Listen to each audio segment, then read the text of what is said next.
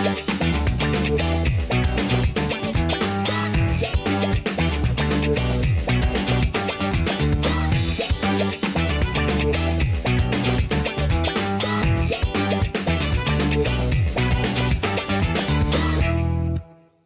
man. Hey Jeff, how you doing? Good. Welcome to the podcast. Hey, Hold on a thank you, second. appreciate Let it. me see. I gotta sign do you hear me okay? I can hear you fine. Okay, I got a little bit of a microphone issue here. One sec. So, hey, okay, first of all, how do you pronounce your name? So that's a good question, actually. Y- it's Palden. I say Palden. Palden, which is somewhere between. My mother gets on my case about pronouncing it incorrectly because it's actually a Tibetan name, and so she says it's Ma Pa Palden. Just say Palden, and she's like, don't anglicize it and say Palden. But I find that generally I tend to do that, and when I explain my name to people, I'm like, it's Paul with a den at the end. But you could either say it like Palden or with an open A, So like Palden. Palden, more like an O, like Palden. Yeah, yeah, you got it. Okay, okay. And then, so Tibetan, but then Hamilton is clearly not Tibetan. Right. So my father is from uh, the Baltimore area. My father's mother is actually from Dundee in Scotland, but then my uh, but he's from just west of Baltimore, so he's a white American guy. And then my mother is from a country that borders Tibet and Bhutan and Nepal that was called Sikkim, which has since been taken over by India. But long story short, it's a Tibetan name, like Okay. culturally very similar to Tibet and Bhutan. So Palden is a Tibetan name. So where do you live now? Because your number looked like it was European. Oh, really? I know that. I Well, I'm thought you not sure sent me which. a number that looked European. Am I wrong? I'm not sure which one came up, but it's this. It's Baltimore. 443 and 410 are Maryland. Oh, So, I just glanced at it real quick. For some reason, I thought it was a European number. oh Okay, yeah. my I bad. mean, that would be very posh. I'm gonna Yeah, switch to a less squeaky chair. My chair is squeaking. It's probably coming through on the. I can't even hear it. Okay, good. Hey, it's nice to finally talk to you, though. I admired your work for a long time. So Oh, this I is. appreciate that. I Yeah. appreciate that. Yeah, dude, your work is next level. I mean, seriously Oh my good. gosh. Thank you. I appreciate that. Yeah, it's really good. And what I love about your work is that, well, there's a lot of things I love about your work, but one of them is I was just looking through it again this morning when I was pulling up images for the slideshow, and it's really cool how you are in all these different genres, Mm. but it's very unified between the Oh, genres. that's a high compliment. Wow. I'm trying to increasingly see, painting as I just want some like overarching lens through which I can see things, closer to, depict things closer to how I see them. So like, and at times I feel like they have been very fractured. Like I've got to use, a certain set of tools to do a landscape versus a still life versus a portrait. So Really? that's nice to hear. Really? Okay, not to jump ahead here, but I got to get on that point. So Mhm. when you say a different set of tools, Mhm. can you describe that a little bit more? And I'll tell you why, This, because by the way, this isn't like the actual podcast, right? Or like, or is it? no, dude, Sorry. we're talking. We're Oh, recording, we're man. talking. Sorry. Okay. Yeah. No, You but can edit don't that out. don't go into podcast mode. This is just me and you. No one's Okay, okay, listening. okay, cool. But I am curious though what you mean, because I've been landscape painting lately, and I feel like I'm getting a grasp on it because I haven't done a lot of landscape painting over the years. Hmm. But I'm with you on that sentiment that when I go out into the field, it's really hard to not, it's hard to see the landscape in the same way that I see the portrait, or it's hard to approach the landscape in the same way that I approach the portrait. So I'm Hmm. feeling in a similar way where I have to pull out a whole different set of tools to do a landscape. Hmm. But I'm also after the same thing you're after, where my landscapes look like my figures and vice versa, so that I don't have two different people, a landscape painter, Jeff, and a portrait painter, Jeff, you know? Right. Yeah, it's hard to keep I historically I've worked with still life and portrait and figure when I was in the Art Institute of Chicago and then the Art Students League in New York. And then I only started to paint outside once I came back to Baltimore. I'd say specifically to Maryland, Baltimore County, and I I was a little bit, I have to say, arrogant as a studio painter when I first started going outside because I figured, I can paint the figure and portrait, and outside it's just That's the way rocks I and was. trees. And you It's don't like, bro, really have to. You you don't have to know how to draw. draw. Yeah. Right. So I found I was using a lot of sort of rendering and studios lighting techniques Yeah. outdoors, and I was humbled really quickly. And then conversely, I was trying to access, more the naive eye and trying to be strictly perceptual and channel sort of colors and shapes of color. And both were kind of falling short. Hmm. So I dived, I've dived more into plein air, and I've started doing plein air events, maybe 10 years ago. And it's been a big part of my education. I think of it now. I'm getting a bit more consistent with it, but I still feel like a beginner when I go out. I say that in plein air events, it's usually at a point, these events might last 5 days or a week. Hmm. And usually at day 3 or 4,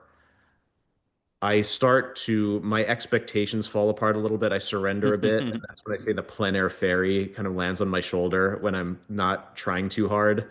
But if I'm really trying to render out things in nature and trying to capture the inherent qualities of things in themselves, like I would if I had a person in front of me, then I start to open up to sort of channeling the visual effect more, or the light effect. Hmm. So I think it's influenced my indoor work. Um, it's it's helped me access my naive eye and capture more of the visual impression when I do paint in studio settings. And so it's been a big part of my life recently. Hmm. Yeah, I was just out. I held a workshop here at my studio for my online students. Hmm. And one of the things I told them, and this is just my opinion, and I mean, I'd be interested in your thoughts on this, but I was painting quite fast outside. So we painted outside a lot, right? And the light was moving quite a bit, especially because the sun's getting lower in the sky and it's just so much more dramatic as it moves across the sky. And I felt like I was running a marathon because you just, I just had to paint so fast to capture that moment that I was after, right? Hmm. And so that's what I said to them. I was like, painting in the studio is like taking a walk, whereas painting outside is like running a marathon. And Yeah. have you felt that way when you're outside? Yeah, an artist who's been pretty inspiring to talk to and watch work is Tim Bell. He's a painter on the Eastern Shore of Maryland, Mm-hmm. a student of Cedric Egley. There's a group of sort of Cape people that have uh, maybe were educated in the Cape Cod Impressionist school. But Tim Bell, he is especially good at capturing those last 10, 15 minutes of the day, especially on the eastern shore of Maryland. It's very flat. So the sun goes right down to the horizon, and you get this super orangey, yellow, hot light right before the sun goes down. And I marvel at how people are able to capture that because you don't have enough time. Yeah. And so I found out, goes out on location, or when he was younger, he went out on location, at 4 in the morning. He'd set up for that first light, and conversely, like the last light, and do little 3 by 4 inch or 6 by 8 inch studies. And he really captured and then internalized that light scenario. So now he can paint it pretty much out of his head, and he can do large, skipjack boats in late afternoon sunlight with a wharf and big billowing clouds in that super sort of yellow light purple shadow In plein uh, air. scenario. He can do it out of his head, honestly. He can Wow. do it in plein air too, but he could do a large ambitious painting in maybe 2 hours, like a 30 by 40 inch painting, epic painting, um, out of his head. Jeez. What's his name again? I didn't catch it. His name is Tim Bell. It's Tim, last name Beall. Yeah. Do you mind if we Or is look it this two up real L's, two quick? L's, or one? Yeah, look him up. He doesn't have too much of an online presence, but he is on Instagram. Let's see. I think of him as sort of a well-kept sort of Yeah, I've never even Maryland. heard of him. Someone who paints that well, you'd think I've heard of him. He's a cool guy. He doesn't get out. He doesn't publicize his work very much, but he's great. I cite his work a lot because I think he is using some preconceptions about color opposites. He's definitely conceptualizing light Hmm. Yeah, these are in ways that I remarkable. realize, like, okay, I don't need to do everything because I feel like I am very perceptual, especially when I work indoors and I have an unlimited amount of time. I can really just work through problems by like just grinding. Mm-hmm. But there is, he has a great way of like a shorthand, like shortcuts that I realize are, they're not cheating. It's not cheating to think of, uh, if there's warm lights, there's cool shadows. I used to even think that was a bit of a formula, but Jeez, yeah, these are remarkable. I gotta call this guy. yeah, you should talk to him. He's These are great. great. Yeah, He's so he's he's a super friendly guy and has a lot of wonderful thoughts about all sorts of stuff.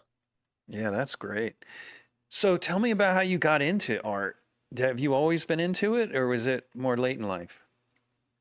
I've always been into it. So I sometimes think I try and trace back the impulse to draw as far back as possible because every once in a while I have to make an artist statement. And I Mm-hmm. really don't want to do the art speak thing. I want to think back to my initial impulse. I would say that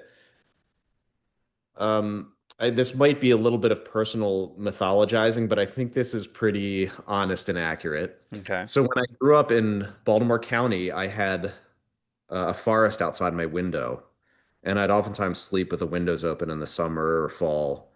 And there were moments when, especially at dusk, when the forest outside, and crickets would start to make noises, and I was really got this feeling of overwhelm about this sort of dark, mysterious forest, and this feeling that nature was vast and ancient beyond my understanding. Mm-hmm. And I think of that feeling now, that sort of melancholic feeling of wanting to sort of connect or not being able to connect with this mystery as longing. So I You think thought about longing. this at what age were you? Well, I think when I was 6, 7, 8, That's I some did pretty I couldn't deep really thoughts, man. articulate it. I know it was, I think at the time it was just sort of a feeling. It was an uncomfortable feeling, Yeah. uh, but it was sort of a deep feeling, and I think that's a big part of my sensibility today. I would say that either trying to convey that feeling of longing or even to alleviate it. The process of drawing for me as a kid, I think alleviated that sense that I couldn't connect with nature. So I would sit down with a little piece of nature, like a stick or a dead leaf or maybe a bird that had hit the window and was lying on the veranda. And if I sat down with a piece of paper and graphite, just sort of tracing my eye over this object and trying to capture all its little minutia, I felt like I was really connecting with nature. Well, you did And this as a kid. yeah, as a kid. So I Really? think, See, most of us are doing cartoons and superheroes and all that yeah, kind of that's stuff. interesting. Yeah, I thought, I sometimes explain to my kids, back when I was in elementary school, there was a group of kids who you think of as, oh, they're the kids that can draw. Yeah. And some of them were really good at sort of memorizing the steps for drawing sort of Goofy or Zelda. Right. Whereas I was trying to do something that was more observational. And I had the sense like that was for me, that was a bit richer. It was a long game approach, I guess. The Uh, observational stuff. yeah, the observational stuff I've always Dude, it been didn't drawn even to. occur to me until, geez, was it college? Like all I ever did was just make stuff up on the back of my school books. Mm. And then maybe it was maybe high school. I think it was See, I think that's I college. think I think that's great. I've actually I don't later in know, man. I feel like yours is far more I sophisticated. don't know. I've later in life tried to correct and be able to work more out of my head. I I'm mean, not saying I it's was good at it. I'm well, just saying that's what I did. Yeah. yeah. Well, I also, my parents, when I was probably 10 years old, my parents, noticing my proclivity to sit down and concentrate on a drawing, they signed me up for a summer camp class at the Maryland Institute College of Art, Yeah. where I actually now teach. But the premise of this class was to teach the premise and the exercises from drawing from the right side of the brain, the Betty Hmm. Edwards book, which a lot of it is about getting rid of sort of symbolic preconceptions about things and really observing things and in a painstaking way, transcribing the visual experience onto a two-dimensional page using, plumb lines, measurements, sort of abstractions, negative space. And I feel like that was very influential because there was a point in some of these exercises, you have to draw Stravinsky, Picasso's drawing of Stravinsky upside down, maybe the negative shapes between stacks of stools.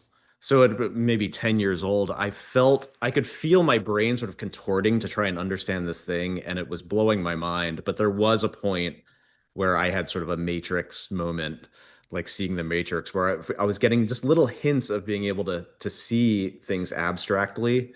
And there was an assignment where we had to draw one of our classmates, and I drew this kid, and it actually looked like him. And it was the most magical experience. There was, a couple kids, gathered around behind me, and they were like, "Whoa, he made the drawing, and it looks like the kid." And That's just the wild. magic of being able to capture a likeness, and a little bit of social validation, but also knowing that I was like really seeing things. That was a magical experience that I think set me on course to really just pursue it in a serious way. Hmm. So what was next then? Did you, outside that class, did you study art in high school or? Yes, I went to a little school called the Mitchell School, which was I would say, an offshoot or a kind of satellite school of the Schuler School, which is the classic atelier in Baltimore. Have you Hmm. heard of the Schuler School by chance? Mm-mm. Yeah, the Schuler School is a cool place. It's still in operation, but they sort of held on to traditions. I think at a certain point they split away from Micah when in the 50s and 60s, maybe the modernism was more ushered into the painting program, and they kind of ousted the more traditional painting. Hmm. Um, uh, I believe was it Jacques Meriget. Anyway, the Schuler School is a traditional school in Baltimore, and so they specialize in Flemish, traditional Flemish still lifes uh, Really? of Rembrandt. Um, Is it a school that offers degrees? it's not technically accredited, no. Hmm. Okay. But you should check out that school. I think it might lead you down another rabbit hole. It's pretty cool. Yeah, I'm surprised I haven't heard of that either. Well, not actually. I don't have, there's a lot of things I haven't heard about. Yeah, so I went to a kind of offshoot of that school, and I learned some still life technique. I would say that I learned some of the effects and techniques of Dutch painting without necessarily knowing exactly what I was doing. And Hmm. when I did choose to go to art school, when I turned, 17, 18, I went to the Art Institute of Chicago, basically because Well, I had that's a researched. modernist program, right? Absolutely. And at the time, it was at the very beginnings of the internet, and this was 98 maybe. And so we had that big book full of, colleges and accredited art schools, and we just looked up, my parents and I looked up the best painting program. And at the time, the Art Institute of Chicago was rated the best. And so I went there and found soon after that it wasn't really the kind of painting that I wanted to do. I think it was good for me in a sense, but it wasn't where I learned technique. Hmm. One of my classes, I think it was with Dan Gustin was his name. I always get Philip and Dan Gustin confused, but I had been sort of slogging away on a figure painting, and he came over and he started to scrape off my painting, and he said, "You're just using brown. This have you been? I think you've been brainwashed with some old master aesthetic." And he was partially correct. So Hmm. I appreciate every bit of my education, but I'm always trying to sort of tack and open myself up to new ways of working, which is partially why I've opened up to plein air in the last 10, 15 years. So did you not finish at Chicago Institute then? Oh, I did actually. I stuck with it for 4 years, You got a and degree there. I did. Yeah, I found a lot of, I was a painting and illustration major, so I actually found a nice home in the illustration department, Mm-hmm. the scientific illustration, natural history illustration. So there's some really cool classes where we'd go to the Lincoln Park Conservatory and Zoo and work on location. We also had access to the Field Museum, which is the Natural History Museum in Chicago. Mm-hmm. We'd go up into the research floors, go up this kind of rickety elevator into this labyrinth of hallways where you'd go down a hallway and it would open up into a big room that was full of flat files, stacked to the ceiling, and every bird known to man was in these drawers. There would be a kind of the Wow. skin of the bird with the feathers on, and then a little box with their dis or de-articulated bones, and we could actually pull out these specimens and draw from them. Wow. So Peggy McNamara was the teacher for that class, and she had painted some of the backgrounds to the taxidermy in the actual museum, and she was a great teacher. So a lot of times I found my home doing representational work in the illustration department. Hmm. And I had some good teachers in the painting program too. Donald McFadgen, who is a representational, actually a photorealist painter. So there was some, I guess, representational painting uh, going on there, but I'd say definitely the lean was toward conceptual. Hmm. So your parents obviously were really supportive. Hmm. Well, at least maybe that's not so obvious. It Yes. seems as though they were from what you Yeah, said. my parents were definitely supportive.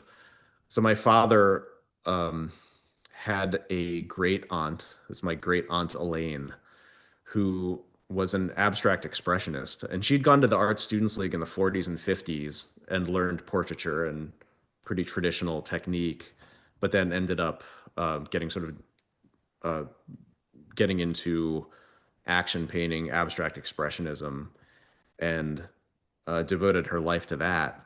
But when my father was young, he was part of a family that was pretty provincial, like a little bit west of Baltimore. And my aunt Elaine was the black sheep of the family. She was the world traveler and the artist, and she took my father's generation within the family, his cousins and his sisters, and introduced them to world travel, took them to the Middle East, took them to Europe, where she ended up spending most of her life. And yeah, introducing them to art and culture, and it was very formative with my father especially, and I think in his mind art became a an acceptable Hmm. career choice and life choice, and I think that really influenced his encouragement of me when I was younger. And I have to say my older brother is very, you know, academically gifted. He's a business guy, and he probably, took the heat off me a little bit. He forged ahead and did something practical, which made my choice probably more acceptable. So it all factors in. Is it just the two of you? It's the two of us, yeah. Okay. Wow. So your dad or mom never expressed any fear or worry about the path. It was just total confidence. I think my mother just kind of went along with the program, but I think no, not really. They were Wow. always very encouraging, and I have to say I was really fortunate. My father paid my way through art school, so I didn't have to worry about student loans. So I'm very lucky in that sense. Yeah, that's great, especially at a And then school like that. afterward, yeah, That'd be expensive. afterward I did go to the Art Students League in New York because again it was sort of the early days of the internet, and I didn't get I never really got a formal sort of classical atelier education. Hmm. Uh, I think, looking for it, but I didn't know it really existed. And when I graduated from the Art Institute of Chicago, and actually, yes, there was some concern about what I would do for my livelihood. both for me and my parents. I didn't have the most marketable skills. So the Art Students League, because my great aunt had gone there, I sort of followed in her footsteps and went there. And there I found a culture of people that were doing representational painting, in a very sort of ambitious and um, sort of interesting way. So that's where I found more of my comfort zone, more of my tribe. I've been doing Jeff's online mentorship program for about a year now, and it is awesome. Everything is online, super streamlined. If you can be there, I mean, you have the ability to talk to him once a week and he can review your work and help you. If you can't be there, it's pre-recorded. You can go back and even re-watch things if you missed something during class or couldn't be there. So the online portion of it is almost better than real life because you can always go back to it, which is awesome. The demos are recorded. It's just like all available whenever you need it. And I'm a stay-at-home mom of 4 and my time is limited and it's also very interrupted. And so to be able to go back has been clutch for me. And you get to work with Jeff HEIN, who's awesome. He's tough. The assignments are simple, but difficult, and they're difficult to make us all better. And he's able to give us these assignments, coach us through it, help us stay excited to progress. And so it's just been a great experience. I am so grateful that he has been willing to take time away from his own art to offer all of us to have it. So if you're thinking about doing it, it's amazing. To learn more about how you could have me as a personal mentor, check out the link to HEINatelier.com in the show notes or video description.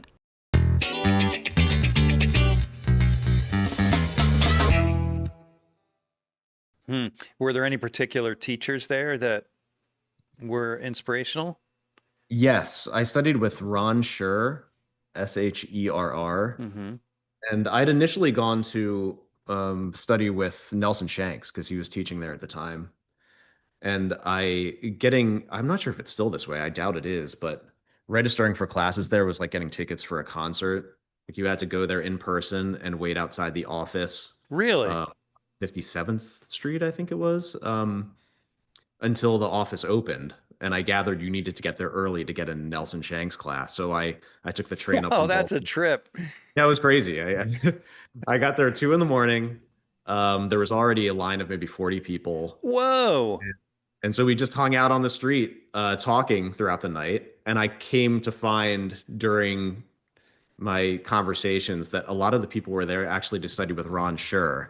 I think Nelson Shanks, I don't want to say anything um, bad about Nelson Shanks. I don't think this is a bad thing, but I think he was maybe starting to get interested in uh, starting his own school in Caminati, and he was bowing out of the Art Students League a little bit, and people would say like, oh, he'll ditch class to have lunch with Pavarotti. So Mm. and and so Ron Scherr is a really good educator, and we're here for Ron Scherr. So I did end up signing up for Ron Scherr's class, and he was a great teacher, but it wasn't a like a rigorous sort of class, atelier situation.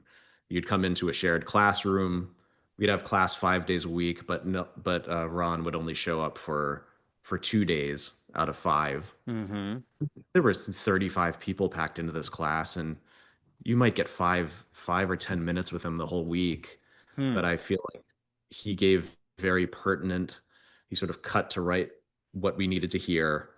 And also I learned a lot from the fellow attendees, just talking with and picking up ideas from my classmates was hugely formative. So the Art Students League I loved. And Did I took a couple other classes, by the way, with Mary Beth McKenzie and Harvey Dinnerstein. No kidding. So did it feel like did it just feel like you're in the presence of celebrity when they just come in for 5 minutes? I mean, they come in a couple days a week, but you get them for 5 minutes. Oh yeah, I really revered him. He was like a lovely guy and was a big time portrait painter. I unfortunately have to talk about him in past tense because he passed away, I think somewhat unexpectedly, maybe 5 years ago. Mhm. I think of him as very like still like a young, vivacious guy, but he was doing top portrait commissions. He did the official portrait of George H.W. Bush at the National Portrait Gallery in DC, which is, I think, one of the best Mm-hmm. in the collection. And very successful portrait artist. I think he, like a lot of people that taught at the Art Students League, are doing it almost as sort of a public service. Um, Hmm. he wasn't doing it for the money. Uh, so he was a top portrait painter. So he's somebody that I has been very formative in my life. That's great.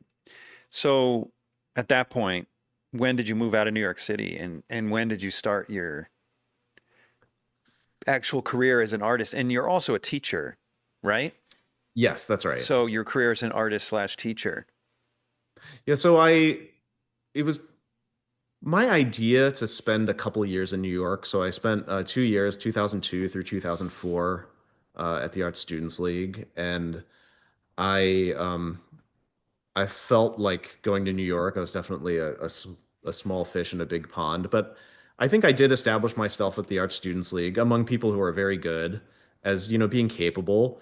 I got a grant there, the Phyllis Mason grant, and I got one of my paintings shown at Lincoln Center. So I felt like I went out on a good note, but it was always my plan to return to Baltimore. Mm-hmm. I'm kind of a homebody, so I came back and I had some portrait commissions lined up for when I came back. And ever since, I also, at my class in the Art Students League, I had a friend, Kevin Bapp, who is the senior illustrator for an ad agency. And so I started to intern at an ad agency and started to learn, I never did anything glamorous, but storyboards, some concept sketches. And so I should say that, over the next 10 years, in part, I was making my living from doing painting, portrait commissions, but I was also doing some advertising illustration in Baltimore. And ever since, I've really sort of cobbled together a living from painting portrait commissions. Increasingly, I would say doing landscape paintings and plein air events, some advertising illustrations, but teaching is a big part of my career. So I started teaching in probably 2006 at a place called Zoll Studio, which is a private studio in Baltimore County, and I've taught there ever since. In the last 5 years, I started teaching at the Maryland Institute College of Art, which has been fun. So, yep. So how much time do you spend teaching in a week? Currently, I'm an adjunct faculty member at MICA, so I'm not full time. I usually teach a class or two a semester. So right now I'm teaching, I teach at Zoll Studio once a week. It's sort of a portrait figure class, but that is kind of informal. If the weather's nice, we might go out and do a plein air day. Mm-hmm. Whereas at MICA, I've historically taught life drawing. I think they brought me on board because, again, MICA, like the Art Institute of Chicago or RISD, is more of a conceptual school. Mm-hmm.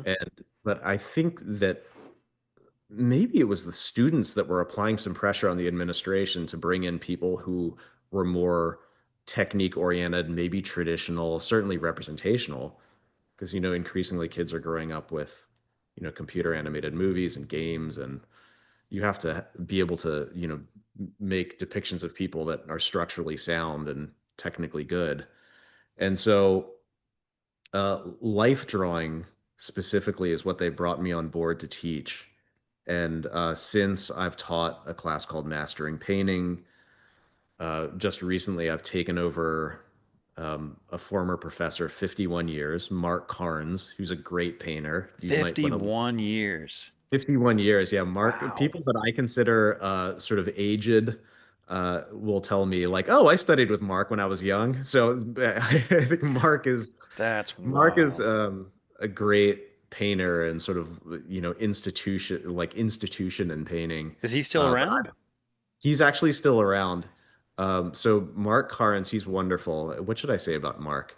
So wait, Just a so little. how old is he? I mean, 51 years. If he started at 25, he's 76 when he retires.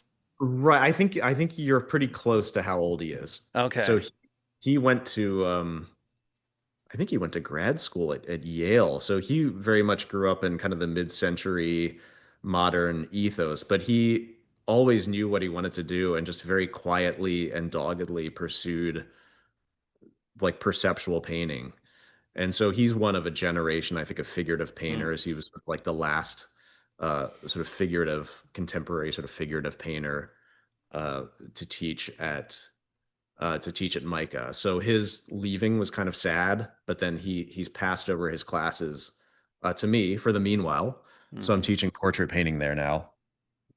Just a fun story about Mark is I found out from a student of mine, Hui Bin.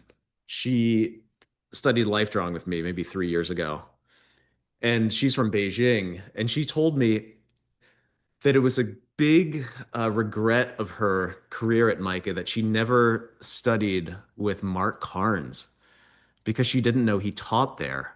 And as a student in Beijing, this is like central Beijing at a very, fancy high school, a very elite high school. She said they would have to copy Mark Carnes paintings Really? school in Beijing. And I was like, that is amazing. I have to tell Seriously? Mark because I was having lunch with Mark, the next week, and he kind of acted as I thought he might. I told him this story, and he was like, "Oh." I was like, "Yeah, look, students in Beijing are copying your work." And he was like, "Well, China's it's an interesting place." He just completely dismissed He's really that he unimpressed with had this himself. honor. So he's so low key, and he's Yeah. just always knows what he wants to do. A kind of a beautiful, I think he's got a career trajectory that not a career trajectory, but a way of working that I increasingly am like, I kind of want to be like that guy.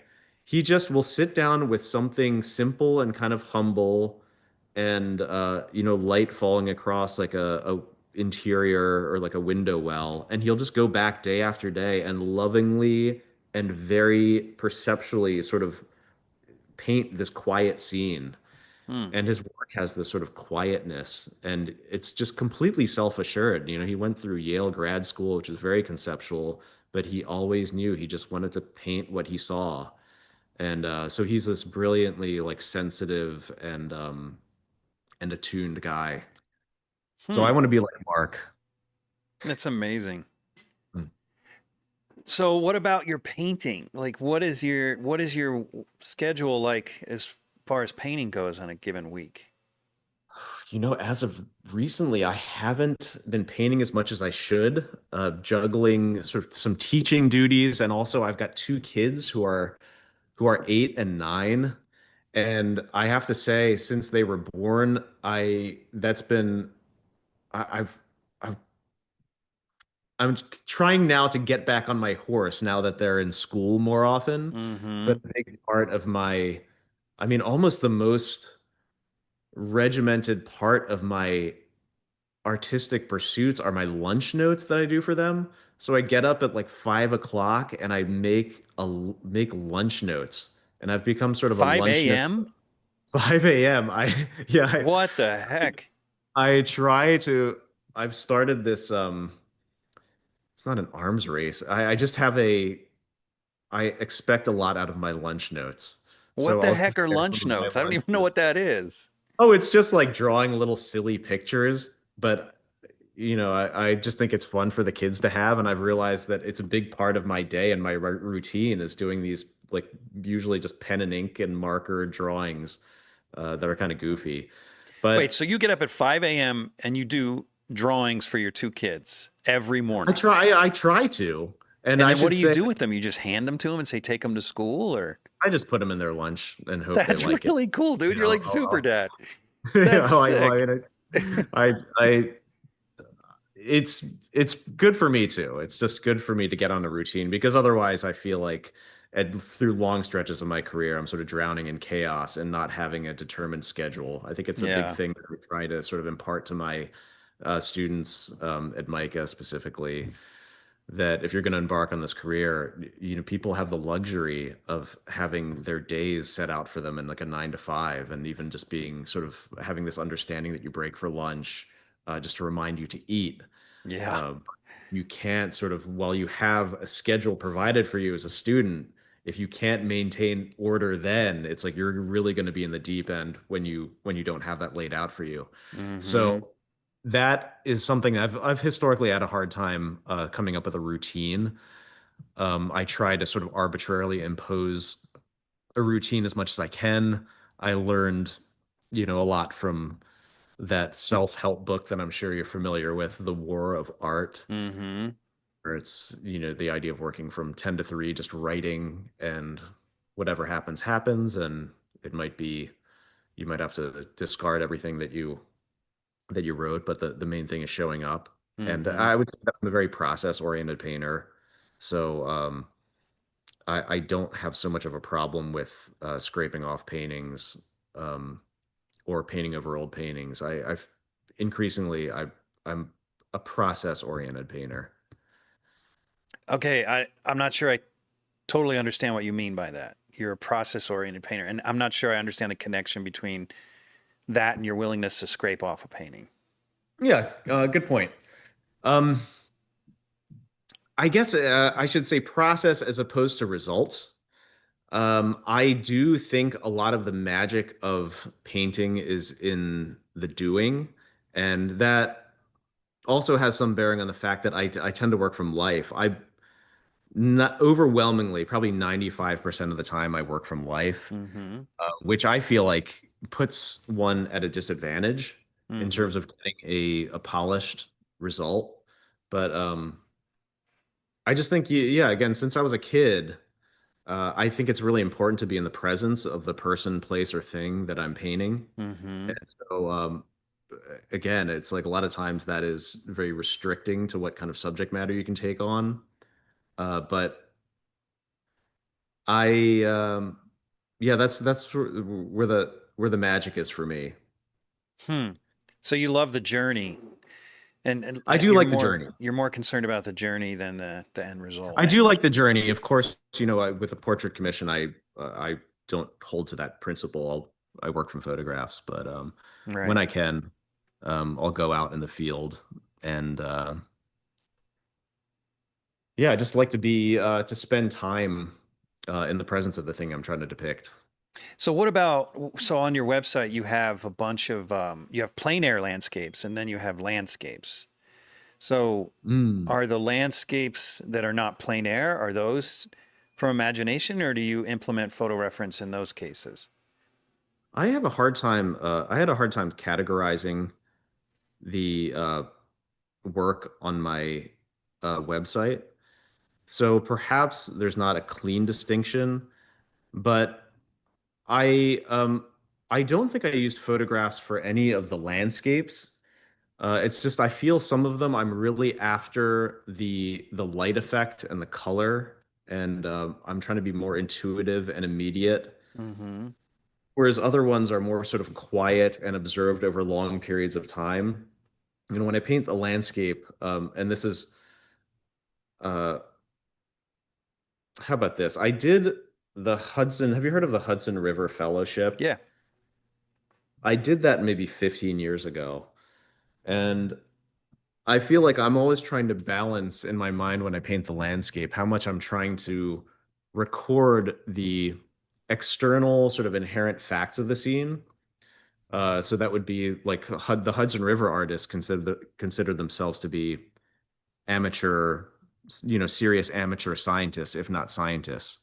And that when they were trying to depict a scene, they would study the geology of the geological history of an area. They might be studying the specific tree species and the growth pattern of the branches in the scene, and they're trying to imbue their finished image with all that sort of information. Um, Whereas I'd say an impressionist impulse is to go out and actually try and not be informed by what they know, but just see that patchwork of value and color that Mm-hmm. a being that first opened its eyes on the world would see and try and record. And so I feel like the landscapes, maybe in my landscapes tab on my website, are a little bit more of a scientific sort of detached search to try and think of, well, in the mid on a moonless night, that landscape that's in front of me, the facts of that landscape haven't changed. There's still like the topography of the land. There's still the tree masses where they are and the rocks where they are.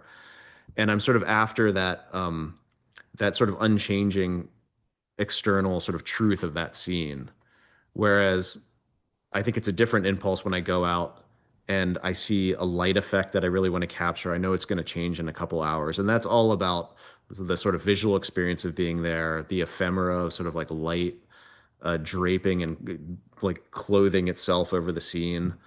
So I just feel like those are two impulses that I'm always trying to reconcile in myself, and I feel like some landscapes I lean more on one than the other, and so that might explain sort of my plein air, why I separated certain plein air work, and then more sort of a studied landscape work. Does that make any sense? Yeah, and you know what's really interesting about it is it's as though art history is taking place in your brain because you just described why impressionists exist at all. As soon as they were able to leave the studio with tubed paint, all of a sudden they're after something different, just capturing that moment.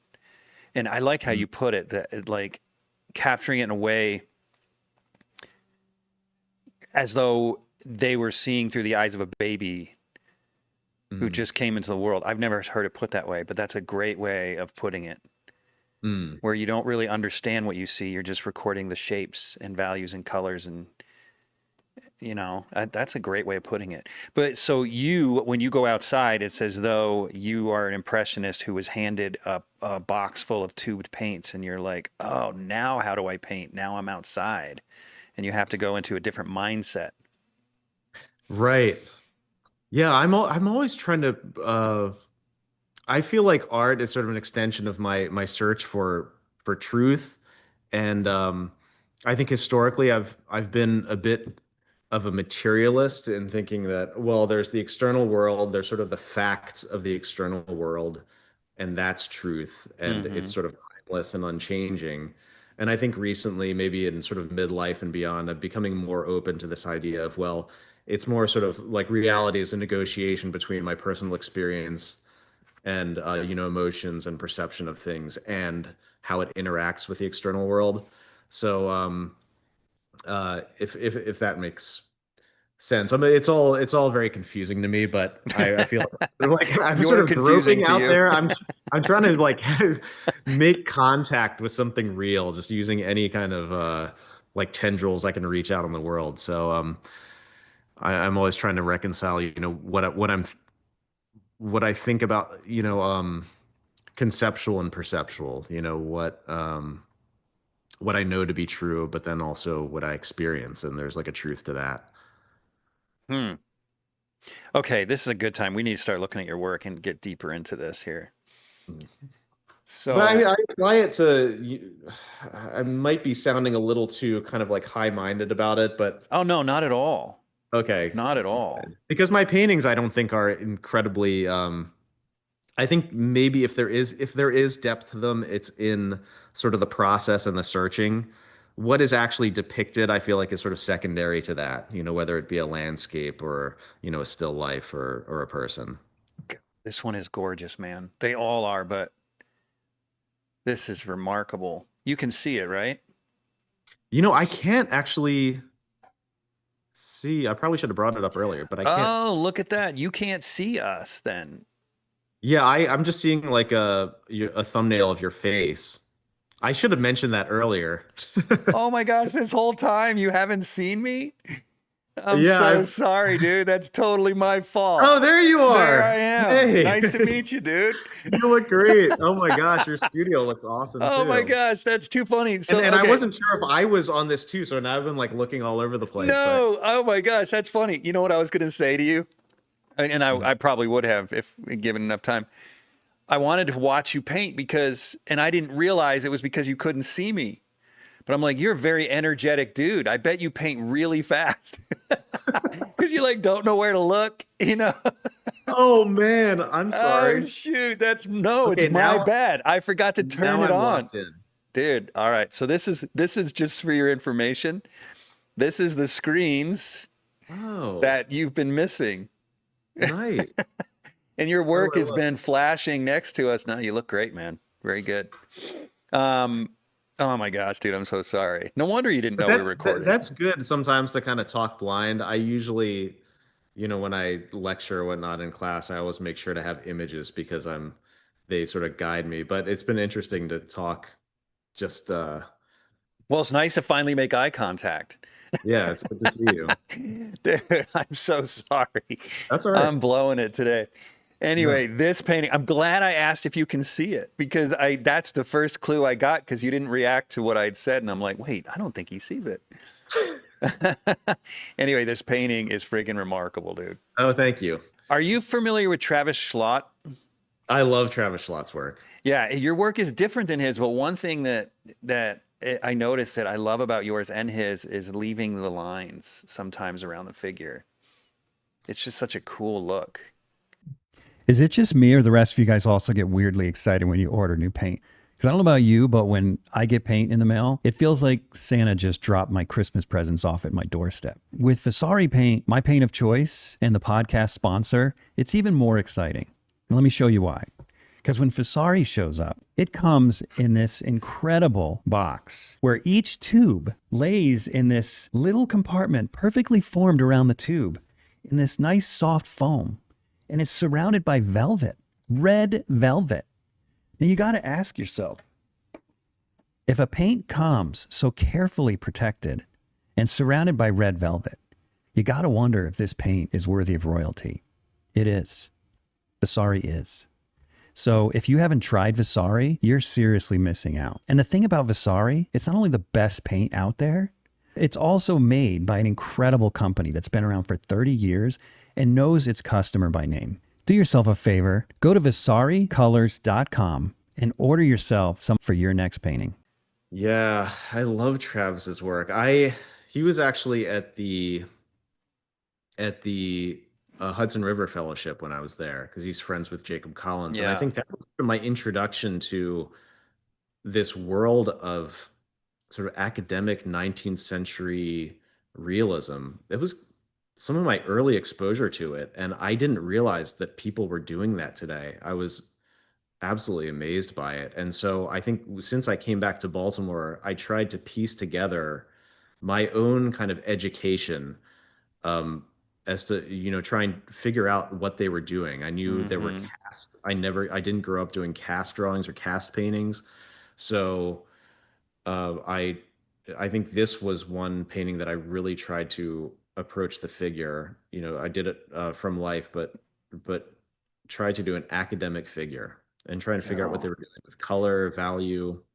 Well, that's the thing. That's the thing. You were trying to do an academic figure, but we've all seen with ateliers popping up everywhere these days.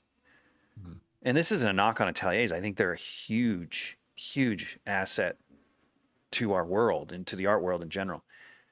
But we are seeing academic drawing after academic drawing after academic drawing, painting after painting after painting that oftentimes look sort of predictable, right? When they're quote unquote academic.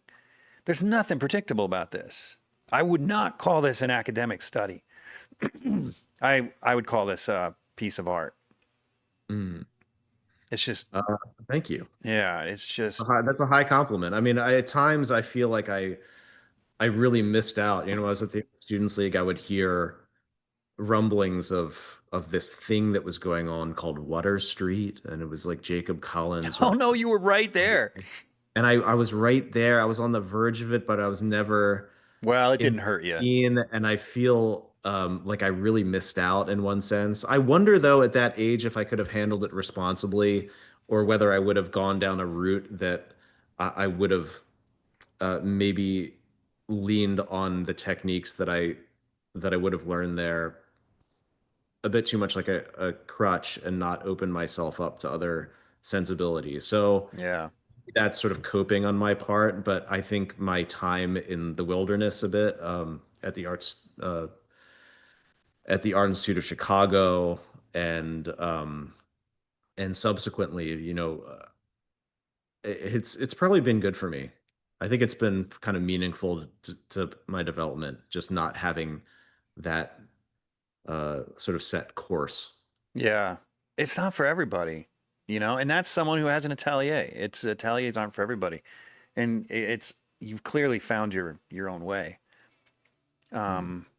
But what's interesting that you were there. You're about like 45? I'm just I'm basing 45. that. Okay, I'm just basing that on when you said you graduated from high school. Mhm. So I just had lunch with Travis Schlott. He was in Salt Lake Oh, cool. because him and a bunch of people were doing a plein air thing just to get together for fun up in the Aspens in the mountains here. And he was telling me that he studied at Water Street and he's 50. He's my age. It's mind blowing how long that school's been around now in one Mm. form or another. That now we've got people who are 45 and 50 years old who were here when that was open. I mean, it's crazy how much time has gone by. The Mhm. many generations of, not many generations, but many years of turning over great students. It's Oh, something yeah. else. So Mm. here's another one. Jeez Louise, dude. Okay, so this was also done from life. I did that from life. That was an open session that I hosted at Zoll Studio for maybe 12 years, and I actually really missed that open session. But But outside? no, that was actually inside. You know what? I did do some kind of jazz in the background afterward, Oh just to man, take it's it out really of. convincing. It's awesome. Well, that was a fluorescent light up in the ceiling, and I just sort of modified. I pretty much picked from the colors and values that I saw, but just sort of modified the shapes a little bit to be It maybe looks like evocative. okay, maybe I'm an idiot here, but it looks like a girl sitting on a cliff edge, and that's a distant landscape. Oh, I see it now. I think I was trying to evoke that a little bit, or just be open to interpretation, but wasn't necessarily the intent. But I think you are picking up on the fact that I did alter the interior. Oh my And gosh, I had no again, idea. I was sort of obsessed with this, the academic sensibility and I mean, Bouguereau and the close control of values and like the subtle iridescence that he and others got in neutrals and just shades of gray. Mm, So that was definitely, I was sort of descending into like gray tone, uh, temperature madness, I think, in that picture. yeah, those are some beautiful neutral grays. Okay, now it's obvious to me. You got this orange, this warmer light on the front, so it's obviously not outside. But so I am Mm. slow today, but it's Yeah. still, it still does sort of read that way a little bit. So one thing, can we click on these and make them bigger? No? Oh, Bummer. sorry. No, that's all right. But one thing I wanted to ask you about, well, not even so much ask you about, but comment on, and maybe you could respond anyway, is you said you're a process painter, or that's what you really love about painting is the process. Mm. Dude, this painting shows process in spades. I mean, like, I don't know how many layers are on this thing. Mm. I mean, do you remember how many layers you put into this? And I love when stacking on the layers. So that appeals to me. Mm. And it's just got this beautiful texture with all that paint built up. No, thank you. That painting was done on uh, a board. A I painted on half-inch birch plywood for a while because I really felt like it was a material I could sort of work into and scrape away at. I put a layer of Gamblin oil ground down, which already gives it, I feel like, the feeling of a surface that has a little sort of provenance. It's got a little history. It's sort of rough. Mm-hmm. And I don't, I sometimes like working on a surface like that rather than a pristine canvas because I feel like anything I put down on top is just, I'm kind of like sullying the surface. So this one, because of the rough surface, I felt like I could dive in. I might have even used palette knife at the beginning. Um, and this ultimately ended up being, I think, a three sitting painting Mm-hmm. of Luce, who is a model that I painted a lot. A theater actress from Brazil, like who ended up in Baltimore and was just this really her poses were just really sort of heartfelt and intense. That it might have been painted over an old painting too. I know that painting, I recycled it and I painted on the back of that panel too. So What? I have a plein air painting on the back of that painting that now somebody wants to buy, and Oh I no. now when as I was taking it out in the studio to show them, I realized like, oh, I've got that figure on the back Wait, and is it on half-inch birch? half-inch birch plywood. Dude, you could totally resaw it. I could. I would need somebody with some good You need someone with a good big bandsaw. skill. But Yeah. you can't sell that and leave that one on the back. You got to resaw that thing. Okay. I mean, that gives me hope because I have a lot of double-sided paintings. I've lost a lot of paintings over the years to Oh yeah, dude. I tell you what, you send it to me. I'll resaw it for you, and I'll send back the landscape. oh my word. I mean, I would actually probably do that. I'd be honored to be in your collection. Because that is a sick painting, man. Jeez, and what's the size on it? It's probably about 24 by 30, something in Oh, that. it's not small. It's pretty, I cropped the image because there's actually negative space on either side. So it's probably about 24 by 24. Wow, that's big. I didn't realize it was that big. Mm. Yeah, that's okay. I don't have a bandsaw that big, but but that would be a shame to get rid of that. Get rid of. Oh, it's so nice to see the images. I feel goofy that I've just been talking into the Dude, void. that's my fault. I feel bad. No, I And should have. then and then tell me about this. This is different than some of your other work. This is sort of like Klimt-ish in a way. Yeah, that was definitely Klimt inspired. That was of my wife and then my cat, who's actually still with me, Bablet, who's about 20 years old. But that was done on a piece of, again, plywood, and I did sort of a mixed media. I believe actually the painted areas, which are the hand and the face and the cat, are acrylic, and then I used art papers that I got at the art store and matte mediums Really? to collage that on. So that's actually a pretty tall painting. It might be 3 feet tall, 3.5. No kidding. And that face is acrylic. That's acrylic. Yeah, I sometimes like acrylic. If I don't like the plasticky quality of acrylic, but sometimes with the right absorbent surface, I like sort of scumbling with it, and I get sort of a powdery, almost like pastel-y surface quality, which I like. Hmm. Yeah, that's really cool. That's gorgeous. And the same sort of process here. Yeah, that's my niece that I did, maybe 10 years ago, 15 years ago, with S- some like gold leafing around her head. So you labeled them both commission works though, but that's your wife and cat. This is Yeah, I cheated and made it look like they'd been commissioned. I guess it your was wife's more like paying you? if you wanted one of these, I could do one of these No, I for you. got you. I got you. And then tell me about this one. This looks like a commission. Yes, that's a commission for a young woman who was graduating high school. So, and she had a beautiful house. Yeah, that, to be honest, was not a commission either. That was a student of mine who I had posed for me, and there was actually a really nice blog post that I'll send you a link to later that was on the cover of this blog post. It was a writer talking specifically about this new sort of generation of people that were coming out of ateliers and how there was a tendency for work to look um, maybe a little predictable. And so he saw my work as a possible departure from Hmm. that in a good way. Yeah. Yeah, definitely. Well, Dan, that's what I was commenting about 10 minutes ago. That's Mm. exactly right. So, okay, I want to look at some more of your plein air stuff too. I absolutely did. First of all, before I do that, was this entered into the Portrait Society of America contest? Yes, so that was one of the finalists, one of the 19 finalists this year, which I was really, uh, Did you go to it?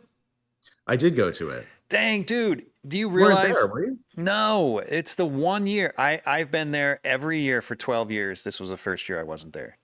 Yeah, I was sort of lamenting the fact that I missed you there. I was bummed out. Yeah, this is a You and a couple great other sort painting. of big names. Yeah. It's a great painting. Are you going to go back this year? I actually, as a finalist, I did get free admission to the one in Atlanta, I think this upcoming year. Yeah. So I'll definitely go so I can see you there, hopefully, if you're going to be Yeah, there. because that's what is that, like a 10-hour drive? Is it even that far? Is it Yeah, less than that? it's probably about 10 hours. Yeah. I drove down there for a plein air event a couple of years ago. So I think 10 hours sounds familiar. But Yeah. yeah, that painting, I think that's my best painting to date. I feel like I really poured myself into that. It's pretty large. I painted it from life and my under the north facing skylight in my studio. And with that Wow. one, Wait, north facing skylight, so it's on the pitch of the roof facing north? yeah, it Okay. is. Yeah, it's 45-degree angle Right. uh, skylight. And I was just for that one, I was just really, I think a lot about an analogy for light being, snow falling on rock faces. I think Mm-hmm. maybe Steve Early alluded to that. Maybe that was the first time I heard it, but I think it's not only Oh, that's a technically very great analogy. helpful for students to think about sort of planes and their orientation relative to the source of light, or of course on a snowy day, orientation towards the sky as sort of accumulating more of this powder. Um, and then as the faces incrementally drop away, they're receiving maybe slightly less light, but certainly verticals and undercuts are not receiving any at all. And I think it's helpful from a technical standpoint, but I also think it's a beautiful sort of poetic idea. So I was thinking of specifically in this one as this light sort of descending down and gathering on the palette, on my hand, on these sort of archaic figures in the background, and yeah, of course, the plant that's sort of enveloping me. Yeah, that's a great piece. That was one of my favorites. I mean, yeah, it's a really nice piece. What did you end up winning with this one? It was, I think, first honor. So outside the first five places, I think that's first honor, like first honorable mention. But Yeah. I was thrilled to be there, and Dude, you know, just to get in the top 20 is insane. I mean, I was so happy to be there. they have like what do they got? Like 3 or 4 thousand people entering every year or something like that. Yeah, it's something to that effect. And I've gotten certificates of excellence, which is, I think, in the 20 to 50 range. I've gotten like three of those, and I was happy to get those too. Yeah. But to be there in person it was an honor. Yeah, I do hope to see you there this year. That'd be great. I'm definitely going to be there. So, and this, gosh, dude, another thing I love about is just you can keep it in the grays so beautifully and control these nice I can't think of the word tonal a tonal Mhm. quality about a painting, but then you can really go nuts with color and be just as successful, which is and somehow it still looks like the same painter, which is I guess it's the way you're laying paint down. Yeah, thank you. I have a hard time backing up, and I really don't know what my paintings look like to other people. I'm happy to hear you say that there is some kind of unified, maybe a aesthetic to all of them. This one was a bit different, but I'd say the major distinction between this one and the last one is this one was done from photographs. I talked about just being a kid and being around nature, and I make a point to spend a lot of nights outside with my daughters when the weather allows. And in this one, she was sleeping, and the first light came up and sort of hit the side of her face. Again, sort of like that, maybe that Tim Bell idea of the orange yellow lights with a sort of mysterious, sort of purple bluish shadows. That dichotomy was really pleasing. But yeah, I did it from photographs, and yeah, just trying to paint from just trying to capture some of that feeling of love that I have for her. Hmm. And also mystery. She's sleeping, and I was thinking about, well, she's got this inner world that I'll never really know while she sleeps. Hmm. And it's called How She Sleeps. Did you keep this one? Yes, I have that one. That one actually was a finalist in the New Salem competition this year. So the that and the last one I've sent out in the world.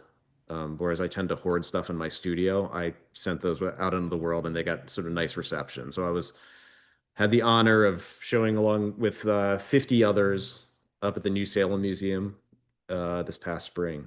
So that one Wow. traveled there. And have you. I should say that I'm sorry. I would just have to point out that I love Abbott Henderson Thayer. He's sort of my hero at the Yeah. moment, or maybe has been for a while. And I just think there's such a nice reconciliation of sort of like, I guess, like a technical like rigor, and then also this kind of like visionary quality that I'm Hmm. not saying that I have it, but I see that in Abbott Thayer's work, and I think that's a huge sort of influence on maybe specifically this painting. Yeah. With my own work, it's weird. I have this,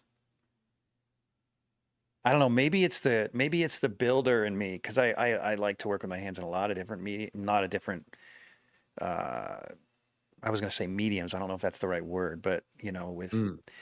I like to build things outside of Yeah, painting. you make stuff. I've Right. heard. Yeah. And I do have sort of a loose quality in some of my work, in much of my work. But oftentimes when I approach clothing, even close to the way you approach this dress, there's this little voice in the back of my head that says that you can't sell a painting that you didn't finish. That doesn't seem ethical. You know what I mean? And it's like, because I'm thinking like someone who is going to go into a home and frame a basement, which is something I've done for people before, and just be like, you know what? Just because out of personal expression, I'm going to finish half the basement, and leave the rest of it unfinished. It's just, and then build them. It's this weird sort of mentality that I've got stuck in my head. So when I see this stuff that's just so unfinished and so beautiful, it inspires me. It's like that is such a ridiculous attitude to bring to the canvas that I have. I fully relate to that. Do you? And yeah, I mean, if you're making something, I do consider myself in part, a crafts person, and I am drawn to historical paintings because I think there is just this level of craft, and the stuff is structurally sound, and there is a feeling sometimes of doing something that's too slapdash. It's like, well, I didn't earn it.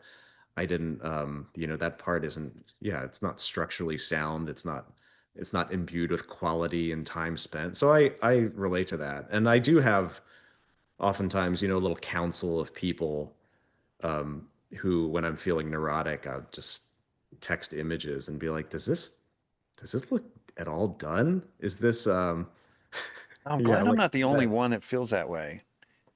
Yeah. And I'm I have glad that art. you're breaking through it too, because that's what makes this painting for me, is that relationship between the finished face and the dress and the pillows. And I mean, I love those little, they almost look like cave drawings, the way you Mm, drew them, the little horses and stuff on oh the yeah. pillow. It's so great. Thank you. I was Unfinished thinking, there. I think about cave paintings actually a fair amount because, like I said, when I go through these personal crises, trying to figure out, why do I do art? Why is it worth pursuing? I think, and I tell my students this, the value to drawing. I mean, you can try and articulate why it's worth doing, but at the end of the day, it's ancient and innate. It's like Hmm.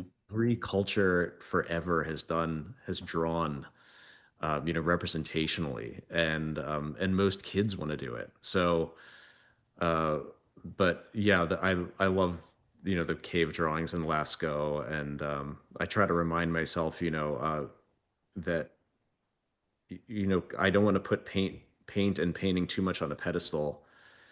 At the end of the day, drawing is it's like taking a burnt stick. That's what charcoal is, and you're just pushing it around on a thing to make it look like a thing.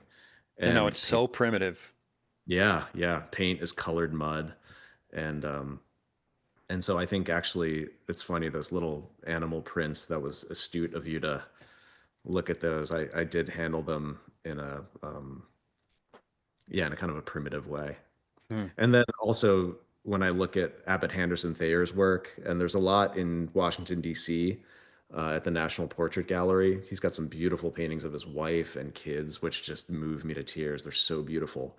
but when you look up at the way he used the paint, it's so mysterious, and it's kind of it's not slapdash, but it looks like in places the the paint sort of magically deposited onto the surface. There's not really like a technique, but of course, all the areas that need to be super refined and the tones need to be perfect, he's got it. So balance, like reconcile those impulses is really, I think he did it really beautifully. Man, do I have good news for all of you guys.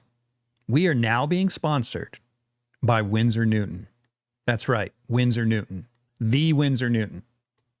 You're probably asking yourselves, how is this good for us?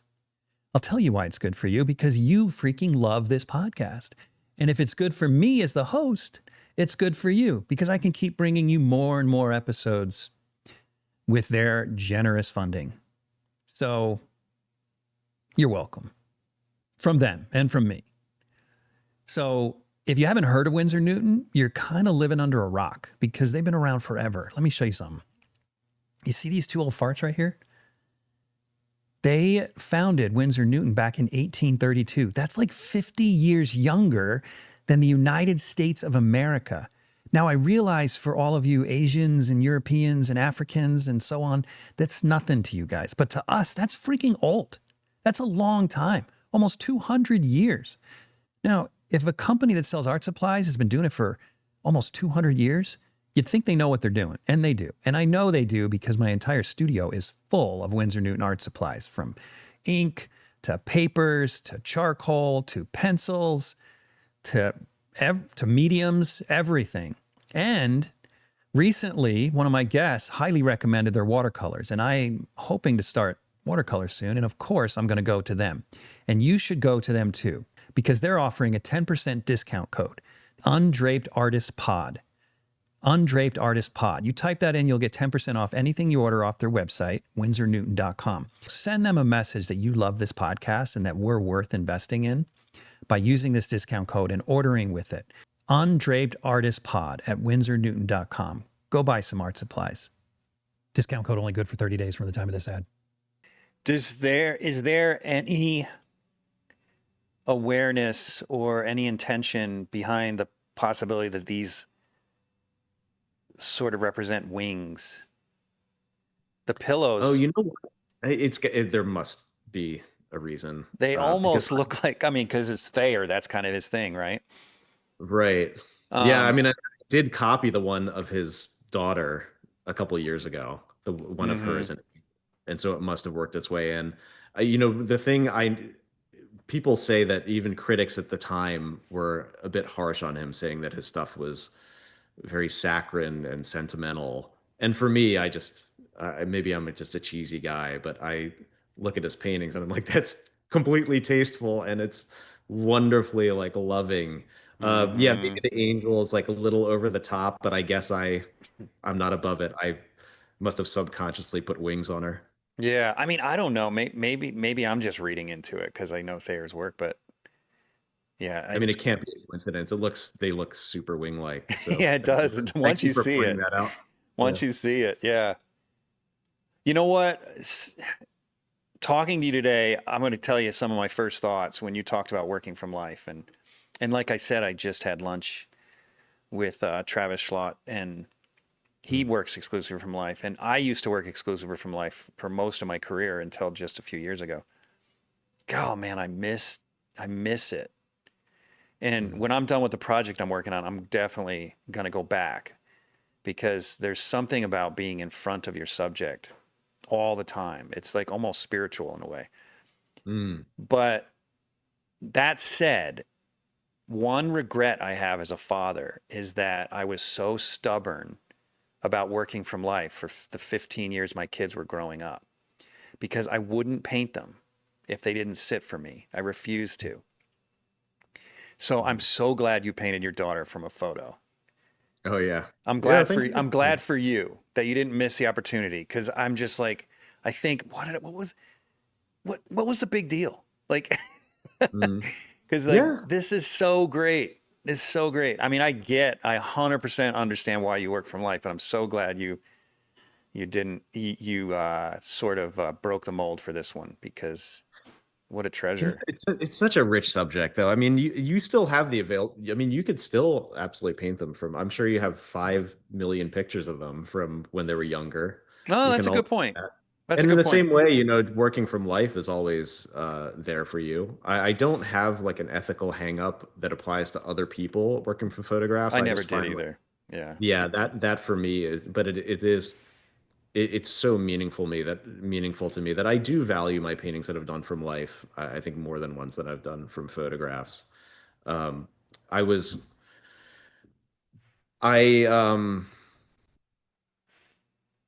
One thing that I was a couple of years ago, I was listening to a book on tape in the studio that I don't know, YouTube algorithm had referred me to. It was The Golden Bough by Hmm. James Fraser, like an early anthropologist.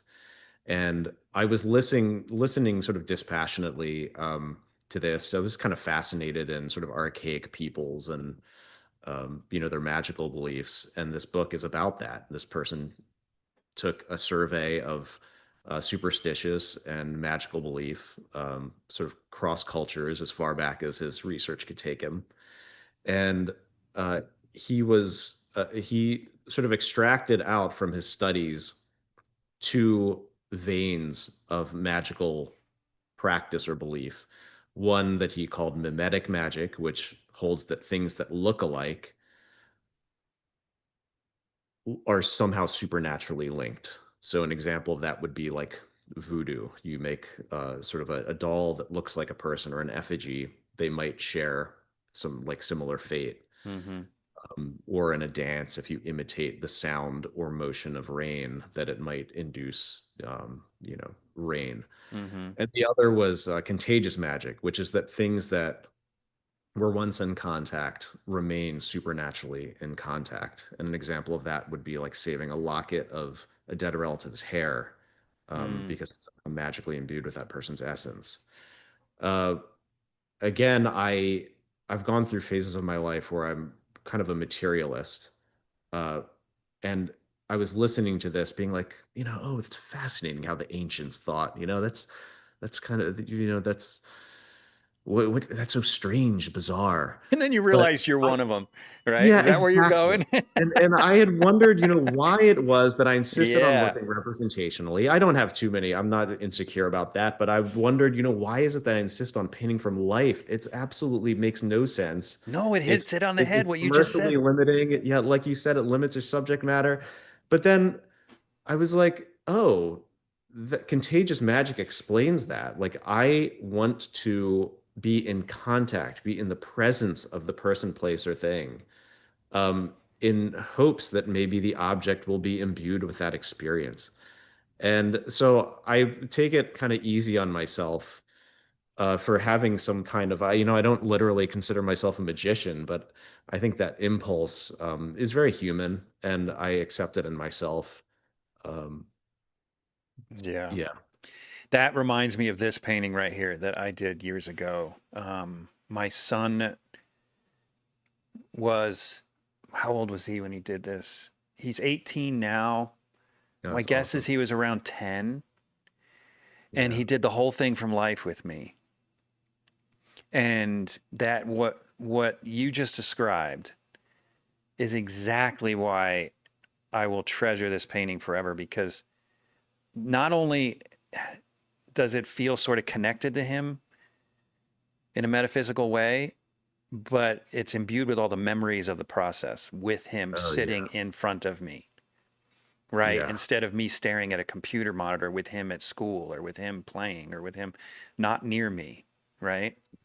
Yeah, I'm with you 100% on that. That is There's so something cool. about it that, Yeah, I noticed with plein air work too, as opposed to, yeah, work that I do from photo reference. If I see a painting that I've done from photo reference a couple of years later, I sometimes even have trouble remembering that I did it.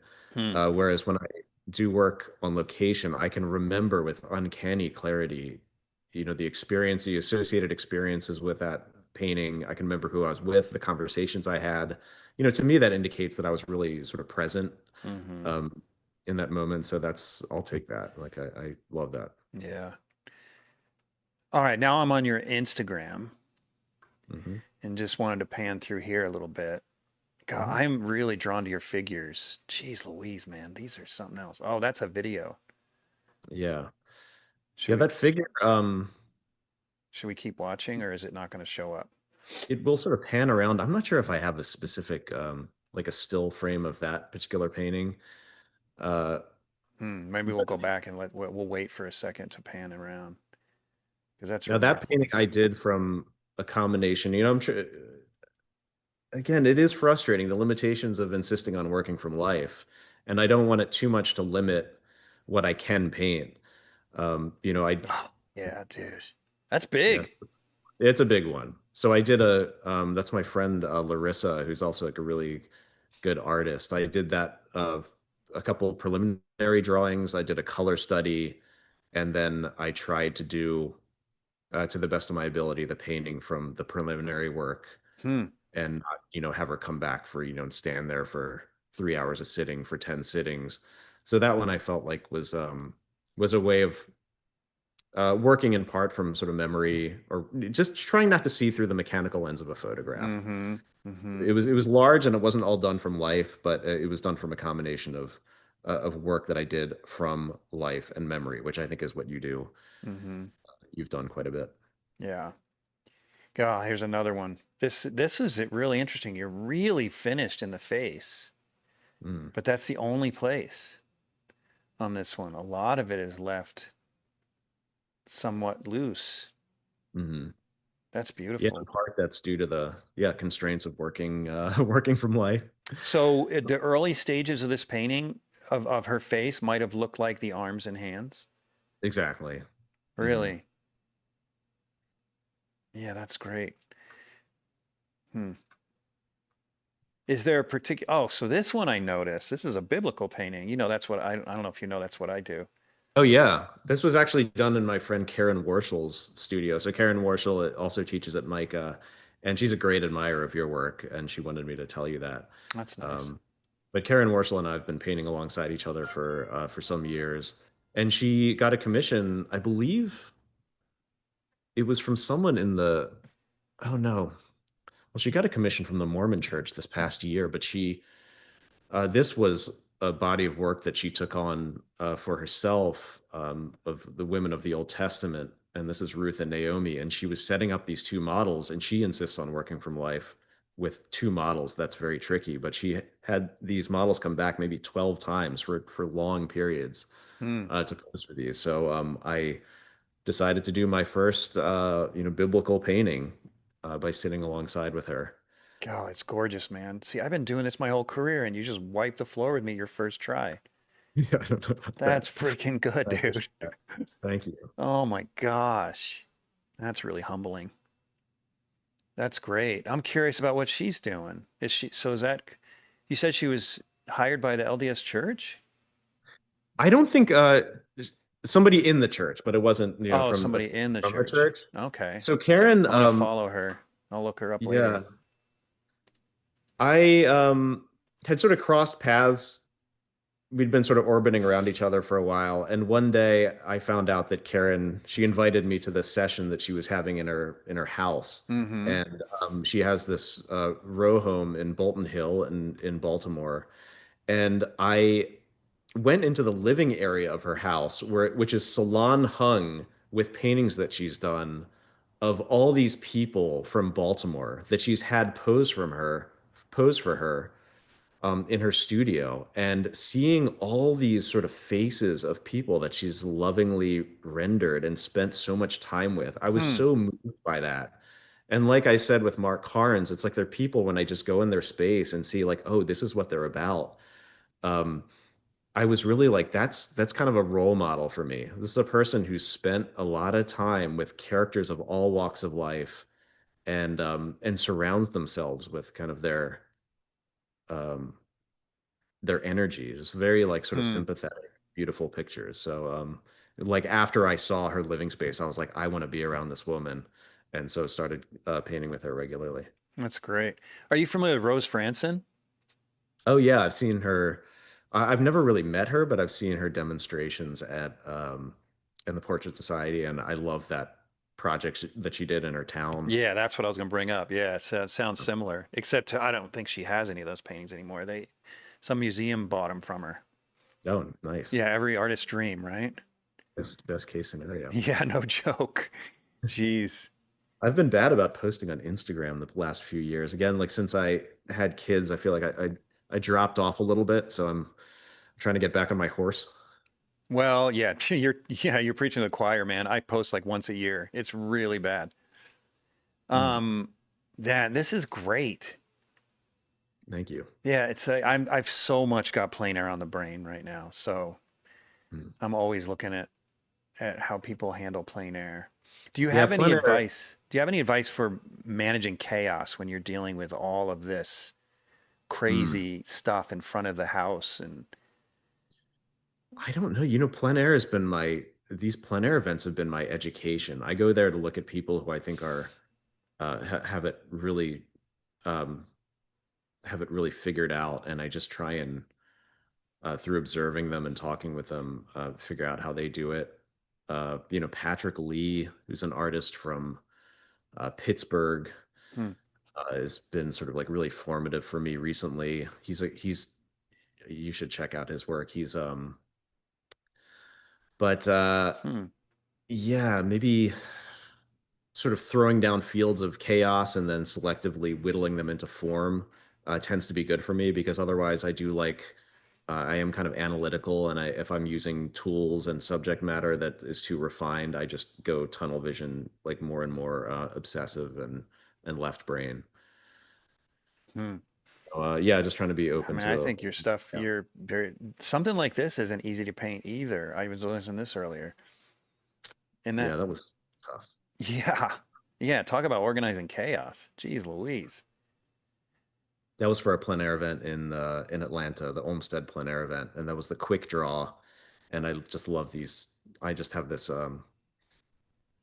I don't know, this love of large leaved trees. They just remind me of sort of the distant tropics. And so this is a large leaved magnolia. Hmm. Have you ever been to the redwood forests I in the hadn't Northeast? actually. Oh my dude, I felt like I was in Jurassic Park.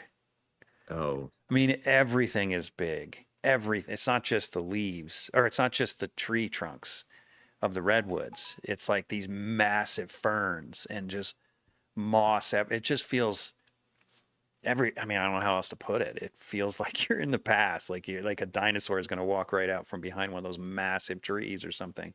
oh, I'd love to go there. Oh, I you'd should. probably eat it up if you love big leaves. Yeah. I mean, these ferns are massive. Uh, So, and living in the desert, I really appreciate appreciate oh, you're in the green. okay. You're in the Yeah, desert. in Yeah. Utah, the Utah desert. Yep. So it's not well, where I live is more of a high desert, so it's tumbleweed, not sand, but Uh, yeah. All right, let's see. I just want to look at a couple more and then we'll wrap up here. Oh my gosh, here's another one. Dude, how did you organize all that? That's plein air as well? yeah, that's also in Olmsted. That was And that's in big. yeah, it's relatively big. I was sort of Jeez. enveloped in this old magnolia tree in a pretty famous cemetery in Atlanta. I just sort of felt like it was a nice little haven away from the city within this old walled cemetery, and then doubly sort of walled in because of the reaches of this old tree. Um, I mean, that one, in a sense, it is kind of figurative. Somebody pointed out that um, the forms within the trunk do kind of look like figures. And in Mm-hmm. landscape, I admit that sometimes I do find a thing that I'm really drawn to, and lovingly render the thing rather than embrace the full, spirit of impressionism, which is to just paint the light effect. Mm-hmm. Here I'm like, oh, I like that tree. I want to do a portrait of that tree. Mm-hmm. Yeah, sometimes I find myself doing the same thing, bringing the studio painter outside. Yeah. Yeah. Well, is this the daughter that you painted when she was younger? Yes, that's my older one, Alice, who's 9, and little Tara. I have not. I've done sketches of. I've done a lot of sketches of them, but not a lot of paintings. So yeah, it's probably her time to pose. Yeah, it's beautiful, beautiful girls.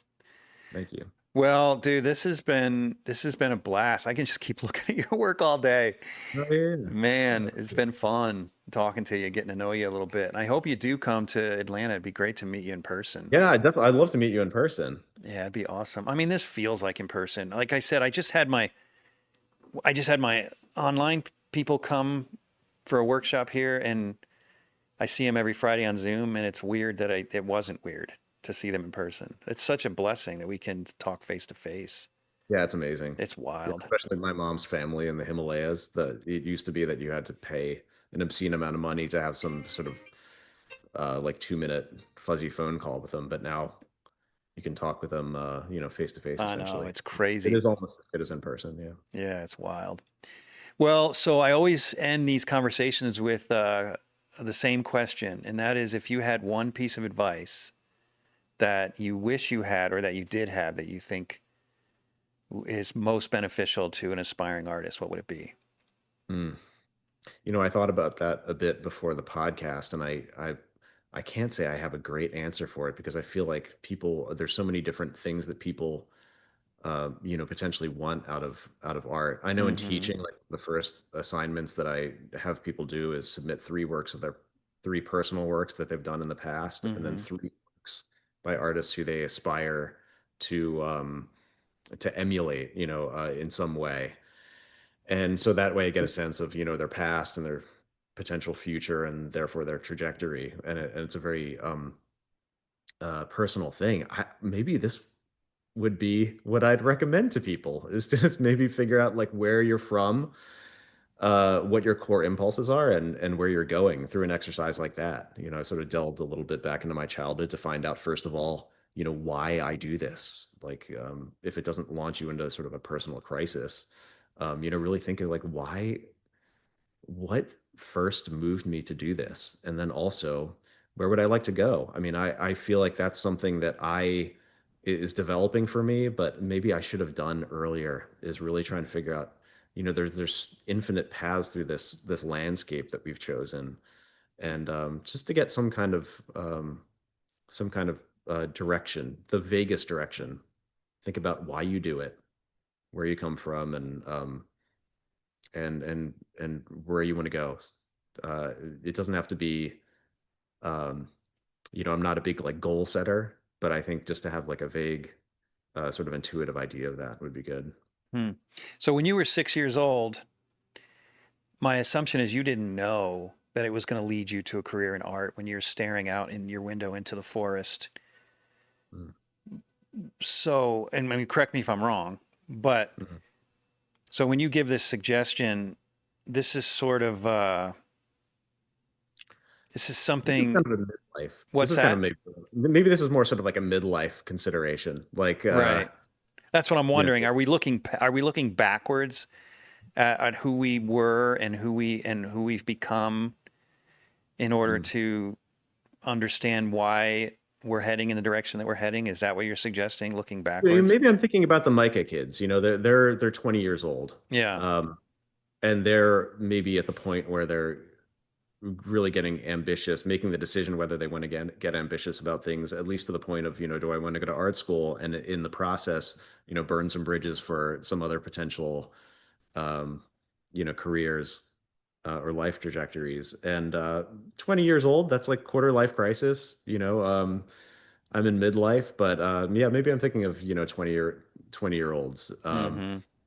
And I feel like, yeah, I don't have a great answer for it because I don't usually give advice to people. My teaching usually is like, well, have you thought about it this way? Um, but yeah, I guess just to think deeply Hmm. about the why, because I think that's sustaining. I think there are times where I've leaned on sort of technique, like the how I do things, but sometimes leads to burnout and sort of questioning too much why I'm doing what I'm doing. So yeah, I would just think about the why deeply. Good advice. Hey, thanks again, man. It was really great to meet you. I hope to Jeff, see it was you. great meeting you. I'm sorry I was so looking all over the place. No, it's totally my fault. Totally my fault. I feel terrible about it, but at least we cleared it up. Yeah. It was a rough morning. My technology was not doing well this morning. So yeah, I got a little flustered, but thanks for staring into the ether and talking to my voice. No, it was fun. All right, Well, man. nice finally meeting you, and enjoy You the too. day. You too. Take care. All right. Thanks for tuning in to the Undraped Artist Podcast. If you enjoyed it, subscribe. And if you could, leave a comment or review. That really helps the channel. Please share the show with your friends, and if you're feeling generous, consider a monthly donation at theundrapedartist.com. Thanks again for watching. We'll see you next week.